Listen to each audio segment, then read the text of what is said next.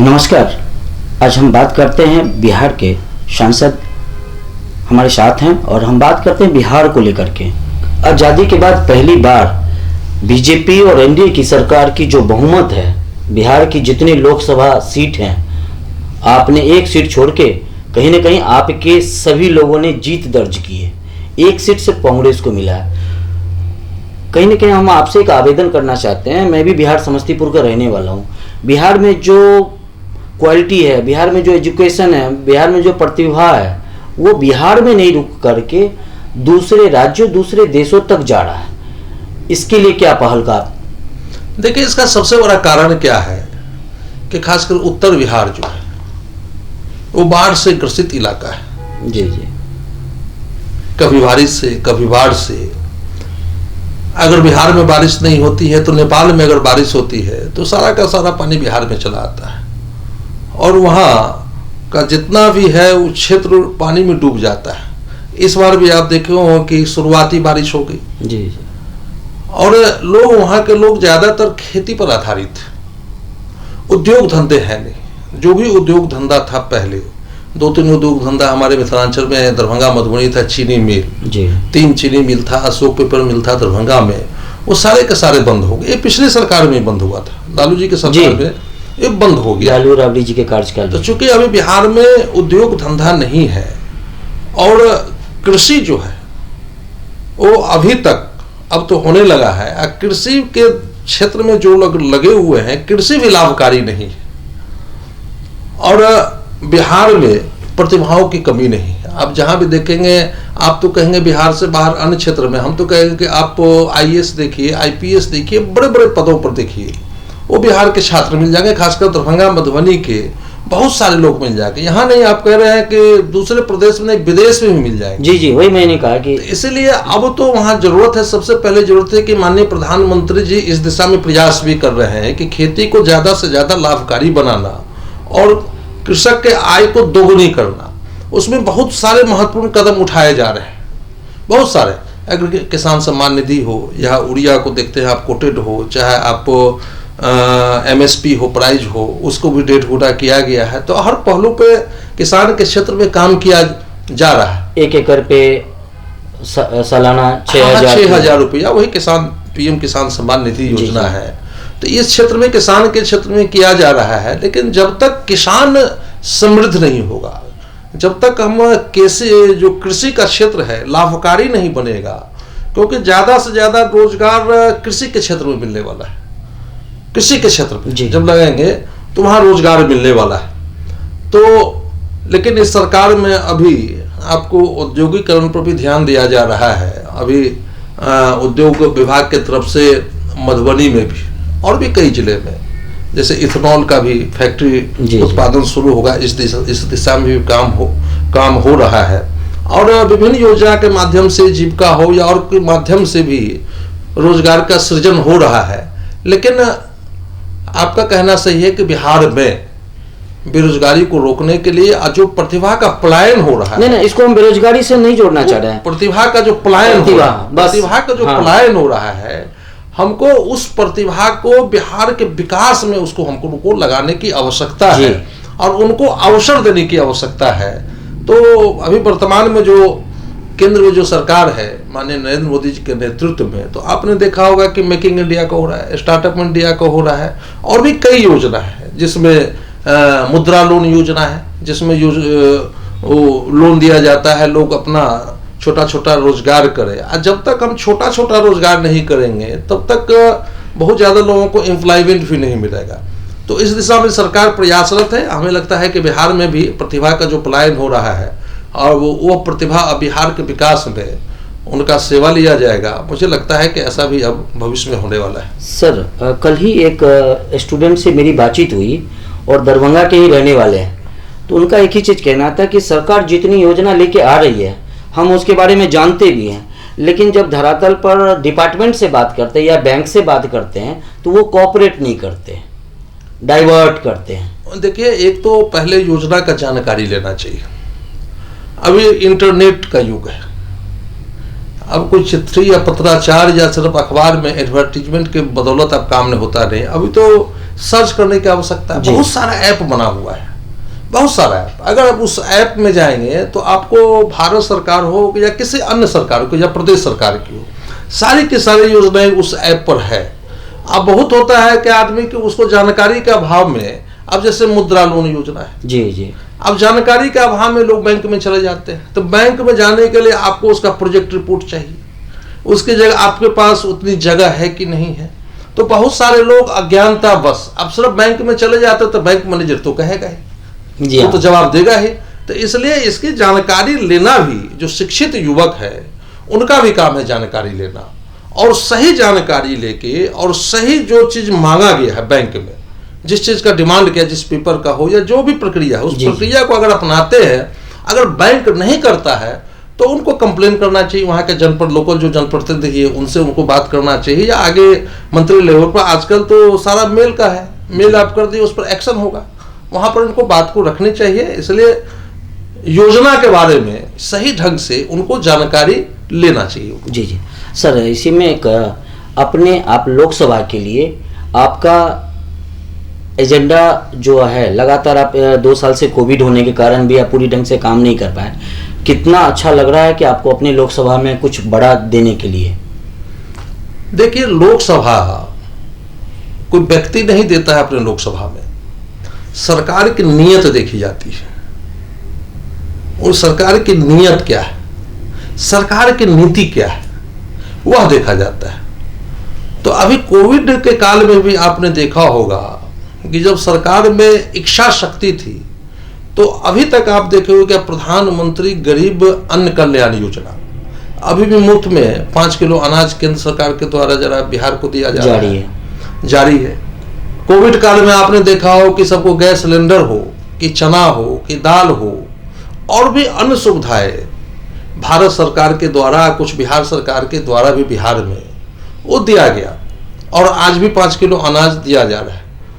और केंद्र सरकार के द्वारा, जैसे आप मखाना के क्षेत्र में कह रहे हैं, उन्होंने मखाना का, मिथिलांचल के लिए मखाना का ब्रांडिंग हुआ, और प्रधानमंत्री जी 10,000 करोड़ रुपए का पैकेज भी दिया उन्होंने मखाना के विकास के लिए, मखाना के क्षेत्र को विकास के लिए। और बहुत सारे योजनाएं ऐसे जो किसान के लिए है, चाहे किसान के लिए आपने देखा कई योजनाएं हैं, बहुत सारी ऐसी योजनाएं हैं जो सिर्फ एक लोकसभा क्षेत्र के लिए नहीं है, वो पूरे देश के लिए, पूरे देश के लिए। और आप बिहार से आते हैं और खासकर हम लोग मिथिला के लोग रहने वाले हैं, तो आपने देखा हो कि एनडीए के सरकार में ही जो कोसी महासेतु 34 के भूकंप पे टूट गया था, किसने दिया? ये एनडीए के सरकार ने दिया। आप जो एनएच का जाल बिछा हुआ है, किसने दिया? ये एनडीए सरकार का देन। वाजपेयी से लेकर मैथिली को अष्टम अनुसूची में शामिल किसने किया? ये एनडीए सरकार की देन है। जितना भी काम आप देख रहे हैं, अभी आप देखे होंगे कि पाग पर टिकट जारी हुआ है जी, ये एनडीए सरकार की देन है। जितने भी योजना है मिथिलांचल के, बिहार के लिए, ये एनडीए सरकार की देन है। या तो अटल बिहारी वाजपेयी देके गए, या माननीय प्रधानमंत्री जी कर रहे हैं जी। तो ये सब जो दिए हैं, मैथिली का अष्टम अनुसूची में शामिल करना सिर्फ एक लोकसभा क्षेत्र के तो नहीं है, पूरे मिथिलांचल के लिए खुशी का। हवाई यात्रा भी दरभंगा से, जो भी काम हुआ है, जो बड़े बड़े काम हुए हैं, जो सिर्फ एक लोकसभा क्षेत्र के नहीं हुआ है। आप देखे होंगे कि अभी मिथिलांचल में, दरभंगा में एम्स का निर्माण हो रहा है जी, एम्स का निर्माण काफी जरूरी था। एयरपोर्ट को वहां खुला जी, तो सिर्फ एम्स अगर खुला है दरभंगा में, तो सिर्फ दरभंगा को थोड़ी उससे फायदा होगा, आसपास वहां तो पूरे इलाके के अगल बगल के जितने इलाके, इवन नेपाल के लोगों को भी उससे फायदा होगा।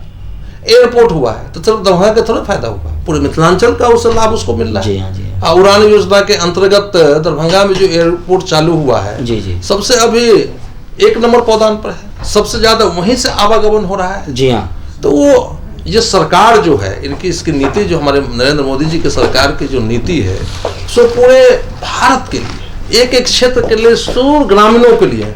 आपने देखा हो कि जो अभी पुरस्कार वितरण होता है,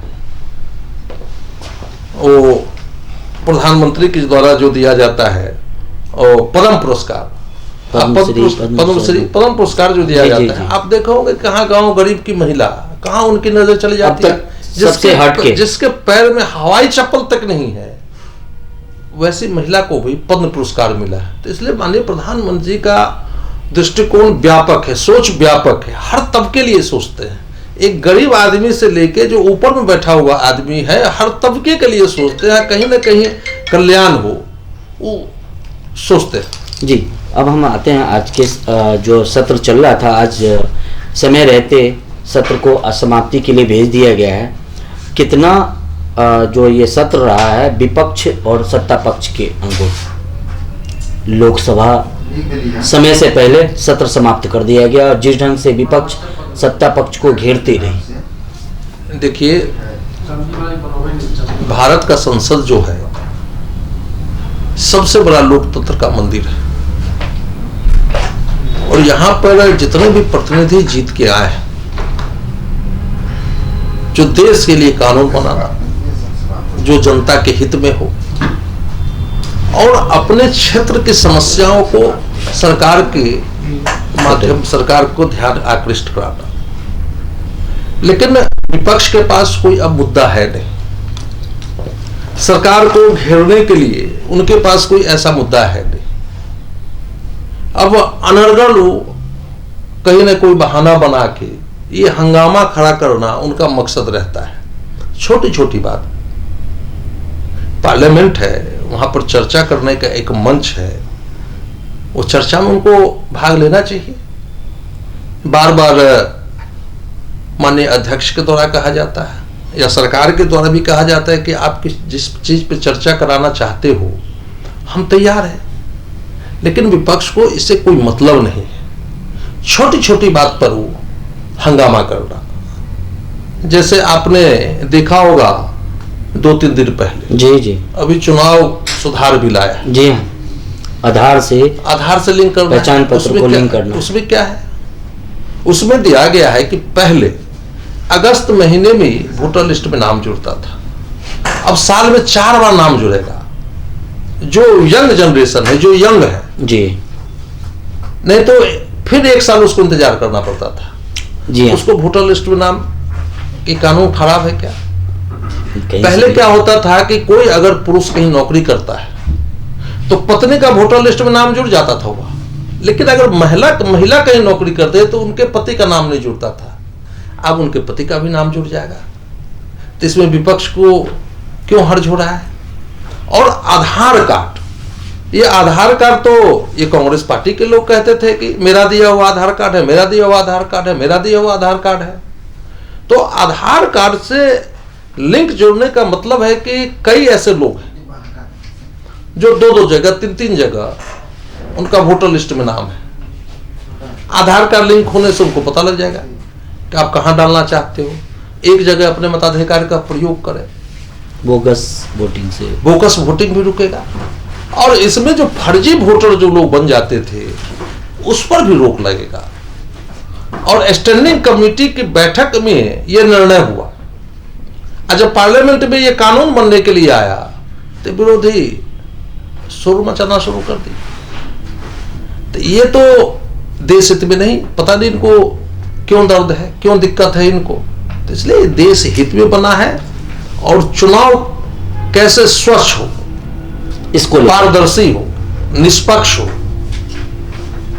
इसके लिए यह कानून बनाया गया है। लेकिन विपक्ष को तो इससे मतलब है नहीं, बात बात में हल्ला करना। इसी सत्र के दौरान लड़कियों की उम्र 18 शादी से बढ़ाकर 21 कर दिया गया। इसको लेकर के विपक्ष जिस ढंग से घेरा है, इनकी मानसिकता आप कैसे देखते हैं? देखिए, इनकी मानसिकता कभी रही नहीं। कांग्रेस के शासन में कोई भी जो बच्चियों के लिए है, बेटियों के लिए है, कोई इनके शासनकाल में कोई ऐसा ना कानून बना न कोई काम हुआ, ऐसा कोई काम नहीं हुआ। ये अच्छा हुआ ना कि 21 साल में आप एजुकेशन लीजिए। आप कितने साल में आप करेंगे? कोई साधारण एजुकेशन लीजिए, आप ग्रेजुएट करते हैं या कोई इंजीनियरिंग करते हैं तो कितने साल 25 साल लग ही जाएंगे। आप MBBS करते हैं तो कितने साल लग जाएंगे, या कोई भी आप ऊंची पढ़ाई करते हैं तो कितने साल लग जाएंगे? एवरेजन 25 साल जाते लग जाएगा। तो 21 साल किया गया है ताकि और मैच्योर हो। तो 21 साल में, तो इसमें विपक्ष को क्या इसमें हर्ज है? क्यों दर्द हो रहा है विपक्ष को? क्यों इसका विरोध कर रहा है? कोई कारण तो बतावे। तो कुछ इनके पास कारण नहीं है विरोध करने का। सिर्फ नरेंद्र मोदी जी एक गरीब का बेटा, एक पिछड़ा का बेटा उस गद्दी पर कैसे बैठा हुआ है जिस पर ये गांधी परिवार अपना एकाधिकार समझते थे। अब उनको लग रहा है कि मेरा गद्दी तो ये था, पुश्तैनी गद्दी था, इस पर नरेंद्र मोदी जी कैसे बैठ गए? अनुमान से दोबारा रिपीट हो गई बीजेपी सरकार। तो नरेंद्र मोदी जी बैठ कैसे गए और नरेंद्र मोदी जी ऐसे लोकप्रिय क्यों हो गए और बिल्कुल सभी के लिए काम कर रहे हैं? तो उनके पास तो कुछ मुद्दा नहीं है। टीस वहां है, टीस तो वहां है कि नरेंद्र मोदी जी कैसे एक पिछड़ा का बेटा प्रधानमंत्री से गद्दी पर उतर जाए, कोई भी उस पर बैठ जाए। राहुल गांधी को बैठाना चाहते हैं या कोई भी उस गद्दी पर बैठ जाए। इनको चिढ़ है, नरेंद्र मोदी जी से चिढ़ है। इनको मुद्दा उद्दा इनके पास कुछ नहीं है। अगर कोई मुद्दा है तो जनता के बीच में जाए, मुद्दा लेके जनता के बीच में जाए, जनता फैसला करेगी। तो जनता के बीच में तो कहीं टिक नहीं पाते, तो अनर्गल आरोप लगाते रहे। लास्ट हमारा इसमें ये सत्र आपको कैसा लगा? क्या सरकार अपने 25 जो बिल आने थे उसको पूरा कर पाई या कुछ शेष रह गया? देखिए, लगभग जो सरकार को जो आवश्यक बिल था वो बिल तो पास हो ही गया। और सत्र अगर खत्म होता तो कल होना था खत्म, 23 तारीख था, आज 22 को खत्म हुआ। तो एक ही दिन पहले खत्म हुआ है, एक ही दिन पहले खत्म हुआ है। आज जो सरकार को आवश्यक बिल लगा, जो देश के लिए आवश्यकता, जैसे सप्लीमेंट्री बजट आया, अनुदान मांग हर विभाग में, फाइनेंस मिनिस्टर जी का जो मांग था वो भी पास हो गया। तो जो भी सरकार के लिए आवश्यक था वो बिल पास हो गया है और सरकार के पास कोई प्रॉब्लम नहीं है। सरकार जो भी बिल लाती है जनहित में लाती है, देश हित में लाती है और विपक्ष को इस पर आपत्ति नहीं करना चाहिए। अगर आपत्ति करना है तो बहस में उनको भाग लेना चाहिए, अपने सकारात्मक सुझाव देना चाहिए। कहीं न कहीं सांसद को जनता वोट देकर भेजती है सदन में, काफ़ी खर्च होता है, काफ़ी व्यवस्था के बाद ये सदन चलता है और उसका सही समय का प्रयोग विपक्ष ने जिस ढंग से डाइवर्ट किया, कहीं अशोभनीय इसको मानेंगे? ये जनता देख रही है। आज के समय में देखते हैं कि टीवी पर आता रहता है, जनता देख रही है। कहाँ कांग्रेस पार्टी 400 से ऊपर थी, इनको सीट मिला था 1984 में, 44 आज कहाँ चले आए? 50-51, 44 तो पिछले से 50-51 पर चले आए। तो इन्हीं कारणों से विपक्ष की पहचान। और ऐसा ही इनका हाल रहा, आचरण रहा, तो हमको लगता है कि अगले बार सिंगल डिजिट में चले जाएंगे। जो डबल डिजिट है सिंगल डिजिट में चले जाएंगे। तो इसलिए इनको अपने व्यवहार को सही करना चाहिए। अपने लोकसभा और बिहार वासियों के लिए एक मैसेज आपका? बिहार वासियों के लिए बस एक ही मैसेज है कि अभी नरेंद्र मोदी जी भारत के प्रधानमंत्री हैं और पहली बार ऐसा हो रहा है देश में कि कोई प्रधानमंत्री गांव, गरीब, किसान, जो अंतिम पौधान पर बैठा हुआ व्यक्ति है उसके लिए सोचते हैं। बिहार में भी हमारी डबल इंजन की सरकार है, हम विकास के पथ पर जा रहे हैं, विकास कर रहे हैं। हम बिहार वासियों से यही आग्रह करेंगे, किसी दूसरे के बहकावे में, छलावे में ना आवे और नरेंद्र मोदी जी पर विश्वास रखें। नरेंद्र मोदी जी के हाथ में देश और जनता सुरक्षित है। और बिहार का सबसे महापर्व के रूप में छठ देखा जाता है, लेकिन 14 जनवरी को दही चूड़ा मकर संक्रांति है। तो बिहार वासियों के लिए एक शुभकामना के साथ सभी बिहार वासियों को, बिहार का तो दही चूड़ा एक महत्वपूर्ण, मकर संक्रांति तो पूरे देश में मनाया जाता है, लेकिन बिहार में उसको दही चूड़ा, मकर संक्रांति के दिन दही चूड़ा, चीनी, तिल, तिलकुट, लाई, चुरलाई, मुरही लाई सब हम लोग खाते हैं। करके दरभंगा साइड दही का तो हाँ, दरभंगा में है, कई है, गया का तिलकुट है, बहुत जगह का अपना अपना जो प्रसिद्ध पकवान है। तो पूरे बिहार वासियों को मकर संक्रांति की बहुत बहुत बधाई देते हैं।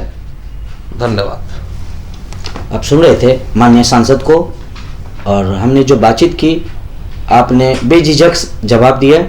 दर्शक देख रही है और उसका रिजल्ट कहीं न कहीं सरकार के पक्ष में जाता हुआ साफ दिख रहा है। और बिहार में जो हालत थी, सबसे बड़ी चीज़ें थी बिजली, जो आज हम खुद महसूस करते हैं कि बिजली आज घर तक पहुंच रही है और करीबन 24 घंटे बोले तो गलत नहीं होगा। मैं रवि नीरज, दूर देहात न्यूज के लिए दिल्ली सांसद जी की आवाज़ से। नमस्कार सर। नमस्ते।